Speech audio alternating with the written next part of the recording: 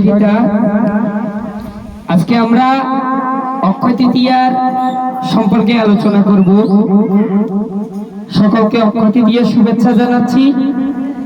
আগামী বুধবার অক্ষয় তৃতীয়া, আগামী বুধবার 30 তারিখ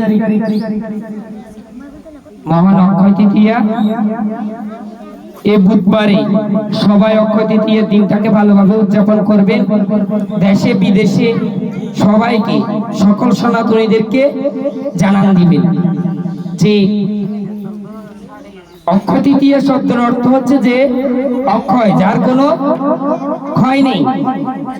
অর্থাৎ এই অক্ষয় তৃতীয়ার দিন কেউ যদি পাপ কাজ করে তার কিন্তু ক্ষমা নেই, আর কেউ যদি এই অক্ষয় তৃতীয়ার দিন পুণ্য করে তারও ক্ষয় নেই। অর্থাৎ কি, পাপ বা পুণ্য যাই হোক না কেন, এই অক্ষয় তৃতীয়ার দিন যা করবে সেটা অক্ষয় হয়ে থাকবে।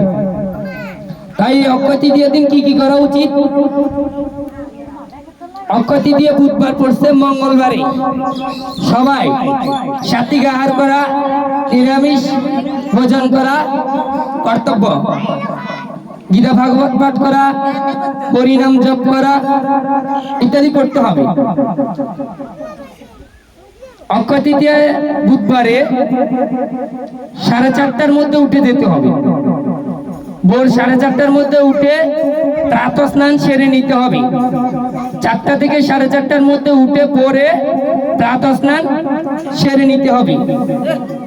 আর প্রাতঃ স্নান সেরে তিলক আচমন করে ভগবানের সেবায় বসে যেতে হবে। ভগবানকে স্নানান্বিত করে ভগবানের ভোগ রাগের ব্যবস্থা করতে হবে। প্রথমে ভোগের ব্যবস্থা করতে হবে, চিরা দিয়ে যা করা যায়, ফল চিরা ইত্যাদি দিয়ে।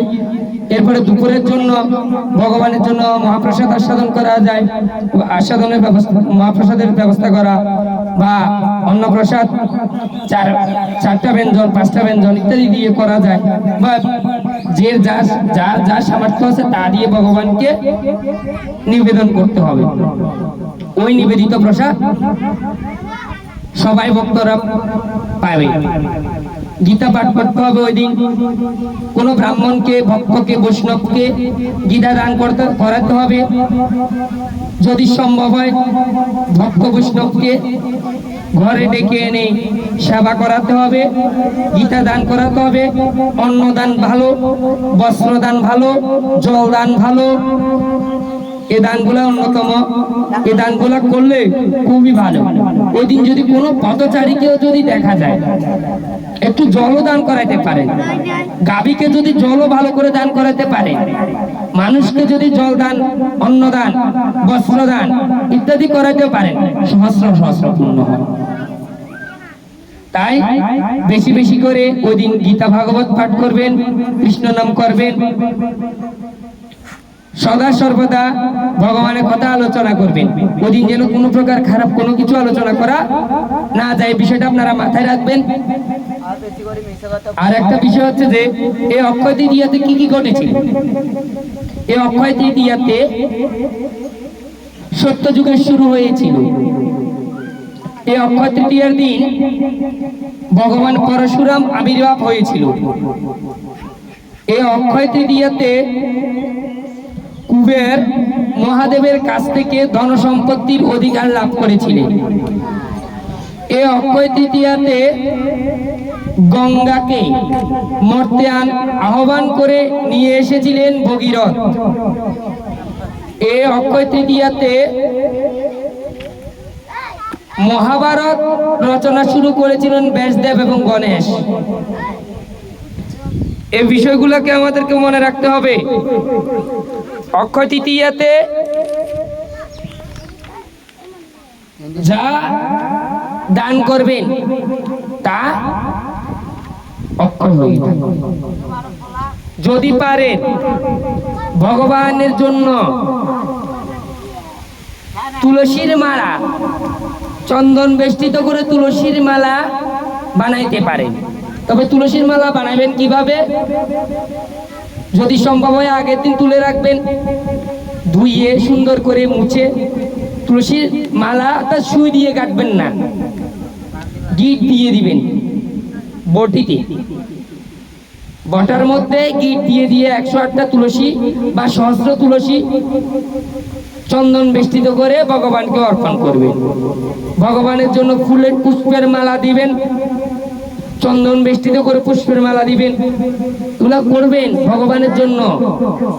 যাদের ঘরে ভগবানের বিগ্রহ আছে বিগ্রহতে দিবেন, যাদের ঘরে ভগবানের বিগ্রহ নেই তারা ভগবানের চিত্রপট আছে ওই চিত্রপটে দিতে পারবেন, বা যাদের ঘরে চিত্রপট নেই গীতা আছে গীতার উপর দিতে পারবেন। আরো একটা বিষয় মনে করিয়ে দিই যে 108টা তুলসী পত্র যদি মালা গেঁথে দেন তাহলে ভগবানের 108টা নাম আছে না, ভগবানের 108টা নাম আছে, তো ওই ভগবানের 108টা নামে এক নামে একটা তুলসী পত্র গিট দিয়ে একটা নাম বলবেন, আরেকটা ভগবানের আরেকটা নাম দিয়ে আরেকটা তুলসী পত্র গিট দিবেন, এভাবে করে 108টা নাম দিয়ে 108টা তুলসী পত্র ভগবানের জন্য মালা গাঁথাবেন। যদি সহস্র তুলসী পত্র দান করতে পারে হাজার হাজার পুণ্য, যে পুণ্যের কথা শেষ করা যায় না। ভগবান আমাদের জন্য এমন একটি দিন পাঠিয়েছে যে এই দিনটা দিয়ে আমাদের বাৎসরিক কাজ শুরু করা যাচ্ছে। অনেকে এই দিনকে দিয়ে ব্যবসা বাণিজ্যের শুভ দিন হিসেবে প্রথম দিন হিসেবে গণনা করে রাখে। অক্ষয় তৃতীয়া, মানুষকে যত সেবা দিবেন ততই পুণ্য অর্জিত হবে। সবাই অক্ষয় তৃতীয়া পালন করবেন,